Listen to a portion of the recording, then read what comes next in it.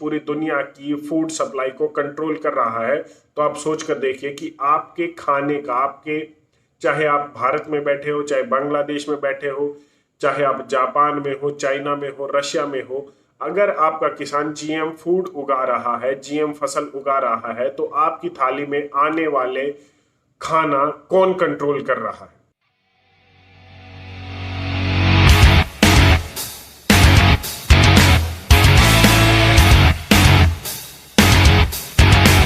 हमारे देश में लाखों साल से खेती हो रही है, जब से मानव सभ्यता ने यहाँ पर जन्म लिया है। और अगर हम ऑफिशियल स्टेट्स की बात करें, प्रमाण की बात करें, तो भी आज भी ये प्रमाण मिलते हैं कि हमारे देश में 11,000 साल से यहाँ इस जमीन पर खेती हो रही है। सब कुछ सही चल रहा था। यहाँ से फिनिश्ड गुड्स एक्सपोर्ट होते थे और हम उनके बदले सोना लेते थे विदेशों से। ये प्रमाण है, ये ऑफिशियल स्टेट्स हैं जो मैं आपको बता रहा हूं। उसके बाद समय आता है अंग्रेजों का। अंग्रेजों की नीतियां ऐसी थी कि किसान और किसानी दोनों बर्बाद हुए। लेकिन 1947 में मिली तथाकथित आजादी के बाद भी कुछ नहीं बदला कि जिससे किसान और किसानी के हालात बदल जाए। इसके बाद समय आता है 1966 का, समय आता है हरित क्रांति का। हरित क्रांति के नाम पर काफी कुछ कहा गया, काफी कुछ बोला गया, काफी वायदे किए गए कि अब किसान के हालात इसके बाद ऐसे होंगे, देश के हालात वैसे होंगे। एक सपना दिखाया गया, लेकिन उनमें सच कुछ और था और उस सच को आप देख सकते हैं, आपको पिन कमेंट में लिंक मिल जाएगा। लेकिन मैं आपको बता दूं कि उसके बाद संकरित बीजों का समय आया और संकरित बीजों के बाद अब समय आया जेनेटिकली मॉडिफाइड सीड्स का, जेनेटिकली मॉडिफाइड क्रॉप्स का। ये वो समय है कि जब हाथी के जीन को मधुमक्खी के जीन में मिलाया जाता है, मतलब प्रकृति से खिलवाड़ है। जब कुत्ते, बिल्ली, भैंस, सूअर के जीन को क्रॉप्स के जीन में मिलाया जाता है, ताकि उन्हें ये कहा जाता है, मतलब आपको ये बताया जाता है कि इससे फसलों पर कोई नुकसान नहीं होगा, आपको कोई नुकसान नहीं होगा और फसलों में बीमारियां कम होगी, प्रोडक्शन बढ़ेगा।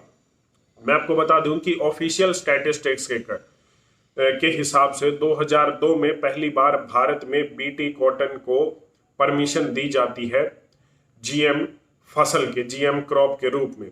अनऑफिशियली ये पहले से भी चल रहा है और चीजों में भी चल रहा है। अभी तक बीटी कॉटन ही एक ऐसी जीएम क्रॉप है जिसे इंडियन मार्केट में भारत सरकार से परमिशन है। अनऑफिशियली तो बहुत कुछ है। आप कोई भी चीज जो खाते हैं उसमें एक बार देख लीजिए कि वो जीएम फूड है या नहीं है।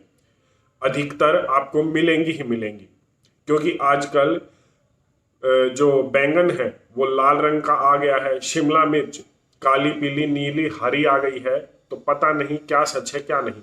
खैर छोड़िए, हम बात करते हैं 2002 में बीटी कॉटन पे पहली बार परमिशन मिलती है और 2006 से इसका कल्टीवेशन, इसको कमर्शियल रूप में उगाया जाता है। इसके बाद किसानों को कहा जाता है कि अब आपका प्रोडक्शन बढ़ेगा। जो समस्याएं हैं उनको कम करने में ये बहुत बड़ा रोल प्ले करेगी।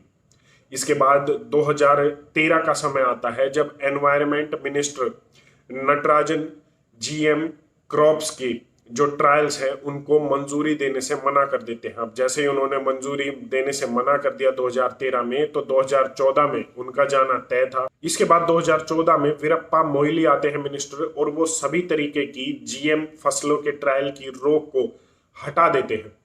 फसलों के ट्रायल के लिए रास्ता साफ हो जाता है।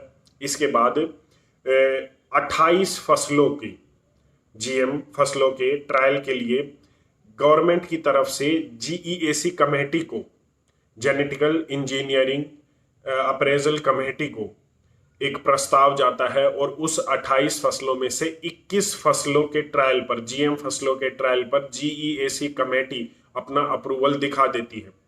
मैं आपको बता दूं कि 2009-2014 के में अभियान चले थे कि क्विट मोनसेंटो। इन अभियानों में बीजेपी के नेता और बीजेपी सरकार ने खुद इस अभियान में हिस्सा लिया था कि मोनसेंटो को देश में नहीं घुसने देना चाहिए, ये किसानों के लिए ठीक नहीं है। और उस समय भी एक डिप्लोमेटिक स्टेटमेंट इन्होंने दी थी कि बिना सही तरीके के मूल्यांकन के किसानों के हित में मॉन्सेंटो कंपनी को परमिशन नहीं दी जानी चाहिए। सही मूल्यांकन के बाद ही उसे परमिशन दी जानी चाहिए। ये डिप्लोमेटिक स्टेटमेंट उन्होंने दी। चलिए ये भी समय बीत जाता है। 2016 में GEAC committee GM mustard, GM जो सरसों होती है, उसके लिए फील्ड ट्रायल की मंजूरी दे देती है। लेकिन एंटी जीएम एक्टिविस्ट जिन्हें आजकल कहा जा रहा है, और इसके साथ साथ आरएसएस की एक संस्था है स्वदेशी जागरण मंच, उन सभी संस्थाओं के साथ साथ इनके कारण हुआ क्या कि सुप्रीम कोर्ट ने जीएम मस्टर्ड के फील्ड ट्रायल पर 2016 में रोक लगा दी। लेकिन अब 6 साल बाद ही 2022 में कमर्शियल यूज के लिए जीईएसी कमेटी ने जीएम मस्टर्ड पर, जीएम सरसों पर अपनी क्लियरेंस दे दी है कि आप इसे उगाइए, इसके ट्रायल कीजिए। तो क्या ये आपके खेतों तक, आपके घरों तक पहुंच जाएगा?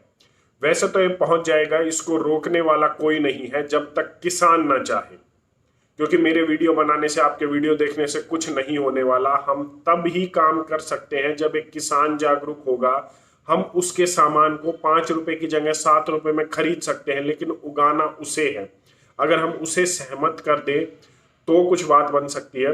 लेकिन उससे भी पहले मैं आपको बता दूं कि जीईएसी कमेटी की परमिशन के बाद अगर किसी स्टेट में जीएम क्रॉप के ऊपर ट्रायल या उसके कमर्शियल यूज के लिए उसका प्रोडक्शन होता है, तो स्टेट गवर्नमेंट से एनओसी लेनी पड़ती है। अगर वो एनओसी नहीं ली गई है तो उसका ट्रायल नहीं किया जाएगा। ये एक स्टेटमेंट है, ये एक ऑफिशियल चीज है जो हम सभी को पता होनी चाहिए। तो ऐसा नहीं है कि जीएसी कमेटी या सेंट्रल गवर्नमेंट अभी उसे अप्रूव कर देती है तो वो आपके खेत तक, आपके घरों तक पहुंच ही जाएगा। अगर हम स्टेट गवर्नमेंट को भी मना लेते हैं या उन पर दबाव डाल देते हैं कि आप इस अप्रूवल की मंजूरी मत दीजिए, तो भी ऐसा नहीं होगा। दूसरा सबसे आसान रास्ता है, क्योंकि अगर सेंट्रल गवर्नमेंट ने किया है तो स्टेट गवर्नमेंट भी करेगी, क्योंकि वो इनके पपेट है। सबसे अच्छा रास्ता है किसान का। अगर हम किसान को समझा दें कि ये जो प्रोडक्शन बढ़ाने वाली बात है ये एक ही बार के लिए है। अगर आप दूसरे देशों की बात करें तो काफी ऐसे देश हैं जहां पर जीएम क्रॉप्स बैन है।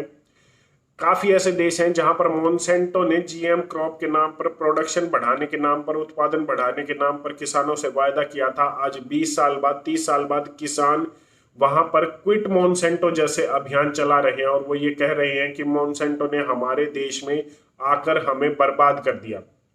मैं आपको बता दूं कि अमेरिका में, सिर्फ अमेरिका में ग्लाइफोसेट जो एक हर्बिसाइड टॉलरेंट वैरायटी है, बेयर कंपनी पर 1,40,000 से ज्यादा केस सिर्फ अमेरिका में चल रहे हैं कि इसकी वजह से, ग्लाइफोसेट की वजह से, इस हर्बिसाइड टॉलरेंट वैरायटी की वजह से जो बेयर कंपनी का है, किसानों को कैंसर हुआ है।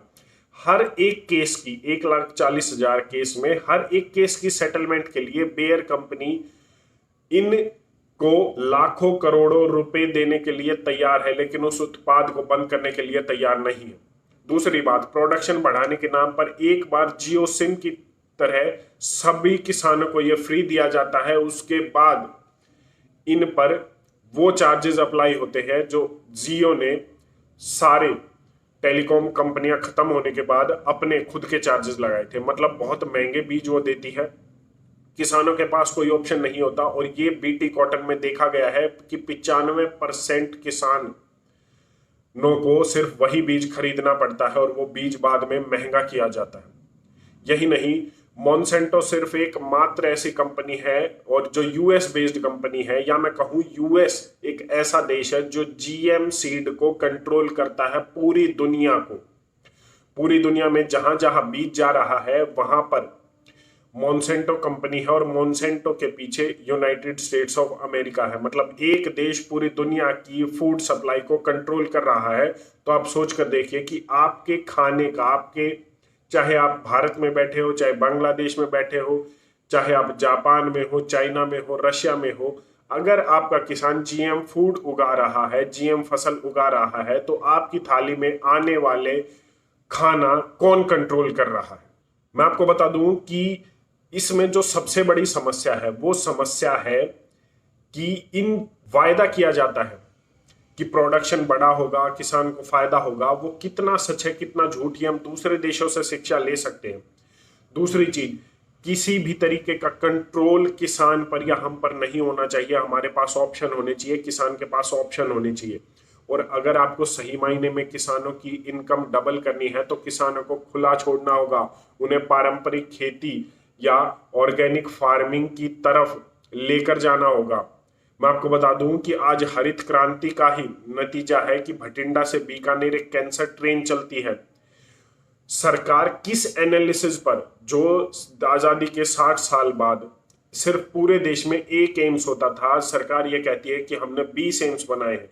अच्छी बात है, लेकिन आप किस स्टडी के ऊपर इतने सारे एम्स बना रहे हो? आपको कहीं से तो कोई रिसर्च, ऐसी कुछ तो एनालिसिस आपने किया होगा कि लोगों की बीमारियां इतनी बढ़ने वाली है कि हमें 20 एम्स की जरूरत पड़ने वाली है। जो डिस्ट्रिक्ट हॉस्पिटल 50-50 बेड के होते थे, आप उन्हें 200 बेड तक बढ़ा रहे हो। किस तरीके से आप ये कह रहे हो कि बीमारियां इतनी बढ़ने वाली है? उसके पीछे का कारण क्या है? जीएम फूड के साथ कुछ ऐसा ही है। काफी रिपोर्ट, काफी स्टडीज ऑफिशियली ये बताती है कि जीएम फूड, जीएम क्रॉप से बीमारियां बढ़ती हैं, इनसे कैंसर होने का खतरा बढ़ता है। ये सभी वो चीजें हैं जो ऑन रिकॉर्ड हैं, जो दूसरे देशों में ट्रायल है और दूसरे देशों में देखी गई है, उसके बाद भी सरकार ये कर रही है। तो मुझे लगता है कि सरकार किसकी पपेट है ये हमें बताने की जरूरत नहीं है। और मुझे लगता है कि ये एक वो समय है, ये एक आखिरी समय है कि अब हमें जाग जाना चाहिए, अब हमें किसान की तरफ मुड़ जाना चाहिए, उसे समझाना चाहिए। मैं खुद अपने तरीके से, जैसे मैं सोशल मीडिया पर तो काम कर ही रहा हूँ, जमीनी स्तर पर भी मैं कुछ सैकड़ों किसानों से जुड़ा हुआ हूँ, उनको मैं ये समझाने की कोशिश करता हूँ। एक लॉबी जरूर तैयार हुई है, बेशक वो कितनी ही छोटी हो, आप भी उसका हिस्सा बनिए, आप भी आप भी ये कीजिए, क्योंकि इसके बिना कुछ नहीं बचने वाला है। अगर उन बीज पर उनका कंट्रोल हो गया तो यकीन मानिए आपके ऊपर उनका कंट्रोल है। वो ये बताएंगे आपको क्या खाना है, कब खाना है। अगले स्तर पर आप इस चीज को लेकर जा रहे हैं, और अगर मॉडर्न इंडिया परिवार की आपको जरूरत है इस जागरूकता अभियान में, तो आप हमसे संपर्क कर सकते हैं modernIndiaTalks@gmail.com पर। आप हमें इस ईमेल आईडी पर मेल कर सकते हैं, हम आपके एरिया में आकर किसानों को जागरूक कर सकते हैं। आपकी इस पर अपनी क्या राय है, एक बार कमेंट करके जरूर बताएं। धन्यवाद। जय हिंद।